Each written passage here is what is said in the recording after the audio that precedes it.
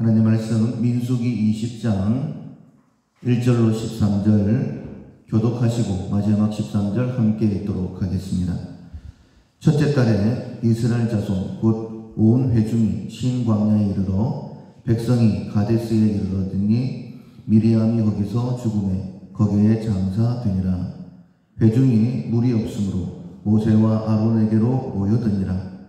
백성이 모세와 다투어 말하여 이르되 우리 형제들이 여호와 앞에서 죽을 때에 우리도 죽었더라면 좋을 뻔하였도다. 너희가 어찌하여 여호와의 회중을 이 광야로 인도하여 우리와 우리 짐승이 다 여기서 죽게 하느냐? 너희가 어찌하여 우리를 애굽에서 나오게 하여 이 나쁜 곳으로 인도하였느냐? 이 곳에는 파종할 곳이 없고 무화과도 없고 포도도 없고 석류도 없고 마실 물도 없도다. 모세와 아론이 회중 앞을 떠나 회막문에 이르러 엎드리며 여호와의 영광이 그들에게 나타나며 여호와께서 모세에게 말씀하여 이르시되 지팡이를 가지고 내 형 아론과 함께 회중을 모으고 그들의 목전에서 너희는 반석에게 명령하여 물을 내라 하라. 네가 그 반석이 물을 내게 하여 회중과 그들의 짐승에게 마시게 할지니라. 모세가 그 명령대로 여호와 앞에서 지팡이를 잡으니라.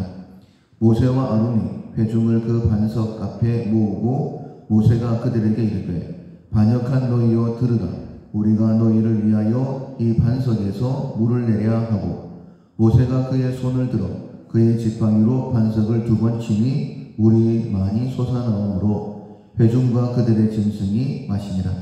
여호와께서 모세와 아론에게 이르시되 너희가 나를 믿지 아니하고 이스라엘 자손의 목전에서 내 거룩함을 나타내지 아니함으로 너희는 이 회중을 내가 그들에게 준 땅으로 인도하여 드리지 못하리라 하시니라. 이스라엘 자손이 여호와와 다투었으므로 이를 무리바 무리라 하니라. 여호와께서 그들 중에서 그 거룩함을 나타내셨더라. 아멘. 거절하신 감사, 당연한 감사라는 제목으로 함께 은혜를 나누겠습니다. 우리가 행복하려고 하면 좋을 때에도 감사를 하는 것 당연하지만은 좋지 않은 그런 상황에서도 감사할 수 있어야지만이 행복할 수 있습니다. 그래서 예수 그리스도 안에 범사에 감사하라라고 그렇게 말씀을 하신 것이죠.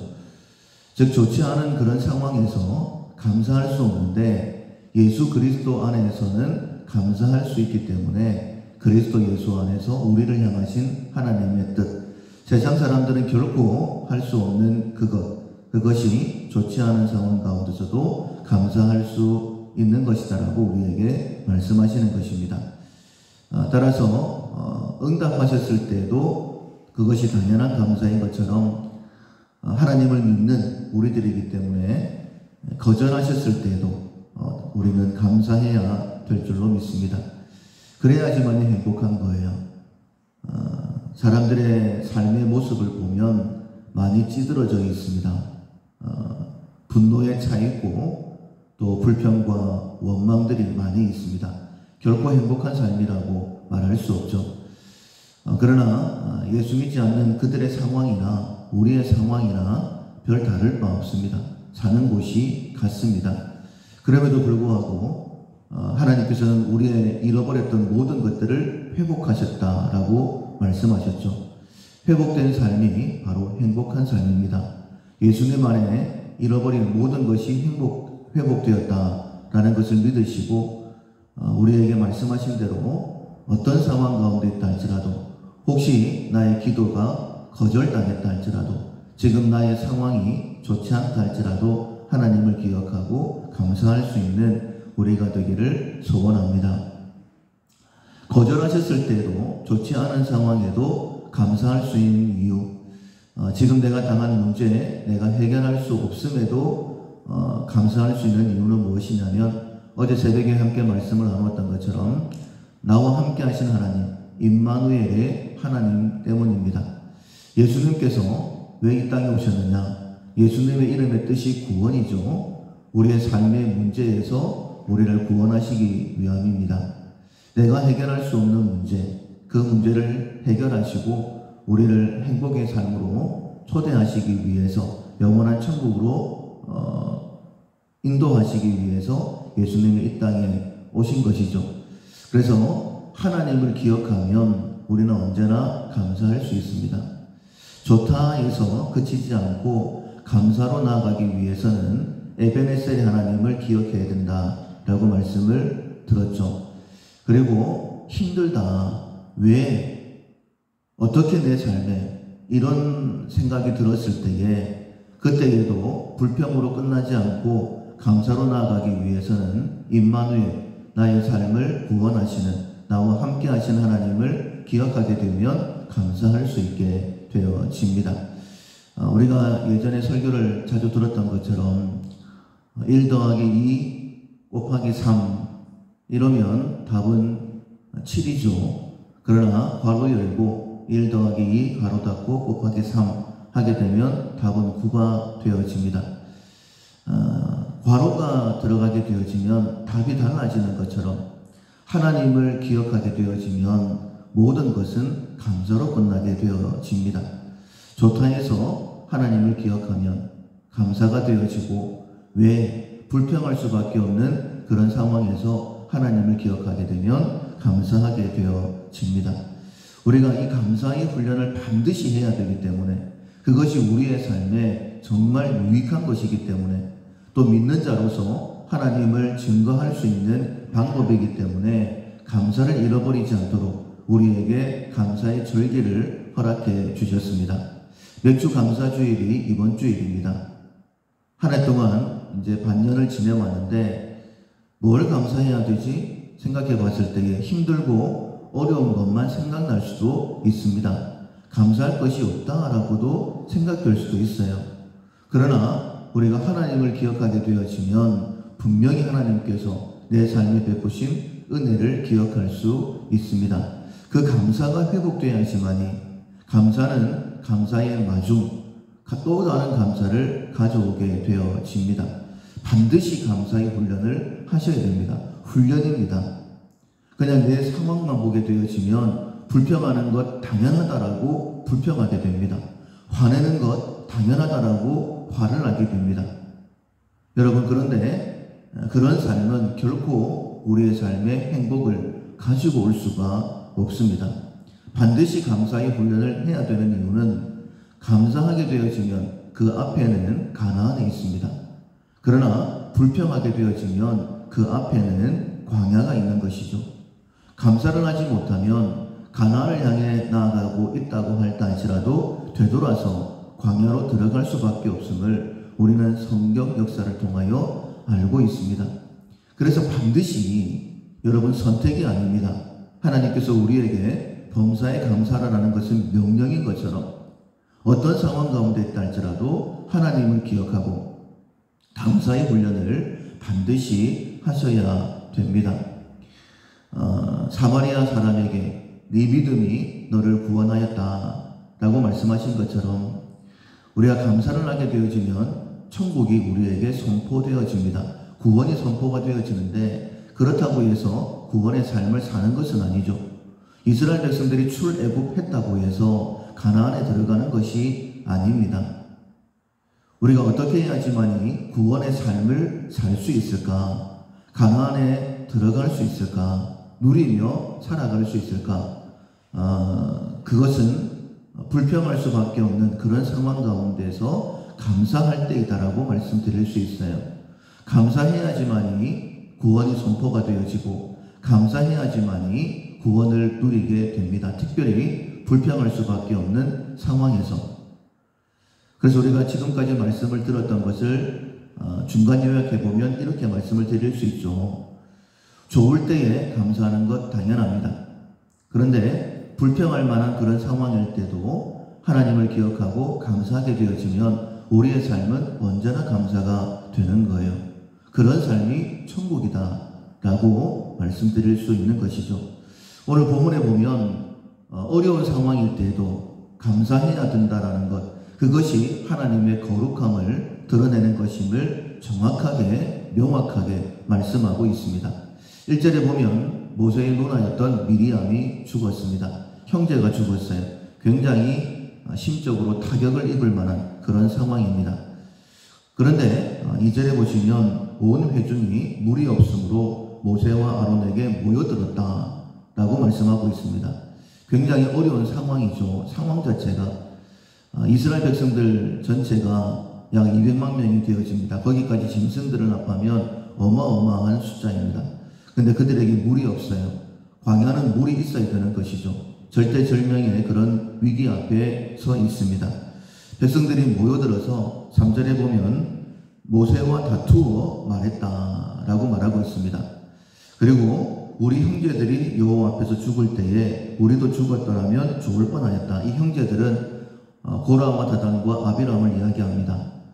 아론을 대적을 했다가 모세를 대적했다가 하나님께서 땅을 갈라서 산채로 그들을 음부에 삼켜버리게 하셨던 그 사건입니다. 차라리 그때 죽었더라면 지금 이런 어려운 상황은 만나지 않았을 텐데 너희들이 왜 우리를 애굽 땅에서 끌어내가지고 이렇게 농사도 짓지 못하는 물이 없어 다 죽을 수밖에 없는 이 땅으로 인도하여 드렸느냐라고 그렇게 다투고 있는 것이죠. 모세 입장에서 보면 화도 날 만한 그런 상황이지만은 일단은 할 말이 없는 그런 상황입니다. 상황만을 보면 그렇습니다. 물이 없지 않습니까? 그리고 지금 이 광야는 애굽보다 못한 곳입니다. 그래서 걱정할 수밖에 없는 그런 상황이 된 것이죠. 그러나 이 상황 가운데 우리가 해결할 수 없는 문제 해결하시는 분은 바로 하나님이신 줄로 믿습니다. 여러분, 우리가 잠시 하나님을 놓쳤다 할지라도 힘든 일을 만났을 때, 특별히 내가 감당할 수 없는 일들을 만나게 되었을 때에 그때에 하나님을 반드시 기억하셔야 됩니다. 그래야지만이 문제가 해결되는 거예요. 그래야지만이 우리의 삶이 감사로 돌아설 수 있게 됩니다. 여호와께서 모세에게 말씀을 하십니다. 6절에 보면 모세가 하나님 앞에 엎드렸고, 그리고 7절에 여호와께서 모세에게 말씀을 하시죠. 그리고 방법을 말씀을 하십니다. 지팡이를 가지고 네 형 아론과 함께 회중을 모으고 그들의 목전에서 너희는 반석에게 명령하여 물을 내라. 네가 그 반석이 물을 내게 하여 회중과 그들의 짐승에게 마시게 할지니라. 하나님께서 방법을 말씀하시는데 전혀 우리가 납득할 만한 그런 방법은 아니죠. 그러나 모세와 아론 믿음의 훈련이 되어진 사람입니다. 지금까지 광야 거의 40년 동안을 지내는 동안에 하나님이 놀라우신 능력을 경험했던 사람들이죠. 그래서 말도 안 되는 그런 방법이지만은 하나님의 방법대로 순종합니다. 그렇게 될 줄로 믿고 온 회중을 모읍니다. 그리고는 하나님께서 말씀하신 대로 반석에서 물을 내죠. 그런데 11절에 보면 10절에 보면 이렇게 말하고 있습니다. 모세가 그들에게 이르되 반역한 너희여 들으라. 우리가 너희를 위하여 이 반석에서 물을 내랴. 그런데 목소리가 하나님께서 모세에게 하시는 그런 온화한 음성이 아니고 굉장히 분노에 찬 그런 목소리였을 것입니다. 이 내용만으로는 정확하게 알 수가 없지만은 앞으로의 내용을 읽어보면 모세가 화를 내면서 분노하면서 하나님의 말씀을 전달했다는 것을 알 수가 있어요. 11절에 보면 모세가 그의 손을 들어 그의 지팡이로 반석을 2번 치니 물이 많이 솟아나오므로 회중과 그들의 짐승이 마시니라. 모세가 순종하긴 했지만은 하나님의 뜻대로 순종하지는 않았었죠. 반석을 명하여 물을 내라 라고 말씀하셨는데 화가 난 나머지 반석을 쳤습니다. 그런데 13절에 보시면 모세는 하나님의 거룩함을 드러내지 못했다라고 책망을 받았지만 13절에 여호와께서 이 일로 인하여 여호와의 거룩하심을 나타내셨다라고 말씀을 하십니다. 하나님의 거룩하심은 백성들이 반역하고 거역했음에도 불구하고 그들에게 물을 내셔서 그들의 필요를 채워주시는 인자하심, 선하신 하나님의 모습, 그것이 거룩이었고, 모세는 하나님의 거룩을 드러내야 됨에도 불구하고 화를 내고 분노함으로 인하여 하나님의 거룩을 드러내지 못했다라고 말씀하시는 것이죠. 12절에 보면 여호와께서 모세와 아론에게 이르시되 너희가 나를 믿지 아니하고 라고 말씀하고 있습니다. 믿었죠. 믿었으니까 회중들을 불러 모았죠. 그리고 백성들 앞에서 반석을 쳐서 물을 낸 것이죠. 하나님을 향한 믿음이 없었다라고 한다면 결코 이런 행동 할 수가 없습니다. 그런데 하나님께서 믿지 않았다라고 말씀하시는 이 믿지 않았다라는 것은 백성들을 향한 여전한 하나님의 사랑, 하나님의 인자함, 하나님께서는 거역한 백성임에도 불구하고 그들을 사랑으로 대하신다라는 하나님을 향한 믿음입니다. 하나님도 이들을 향해 화를 내셨을 거야. 그런 생각을 가지고 반석을 쳤다라는 것이죠. 정말 하나님께서 그럼에도 불구하고 우리가 원래 연약한, 원래 우리는 죄인, 하나님과 원수, 그럼에도 불구하고 하나님은 이처럼 우리를 사랑하셨다라고 말씀하셨지 않습니까? 우리는 그 믿음을 가지고 있으면서도 여러 가지 상황으로 인하여서 화를 내는 것, 그것이 당연하다라고 말하고 있는 것이죠. 그런데 하나님께서는 모세에게 말씀하십니다. 네가 내 거룩함을 믿지 아니함으로 인하여 너는 가나안 땅에 들어가지 못한다 라고 말씀을 하셨습니다. 여러분, 가나안 땅이 평안이죠. 가나안 땅이 안식입니다. 모세 하나님을 믿음으로 출애굽하였고 광야를 지났지만 가나안 땅에는 들어가지를 못했습니다.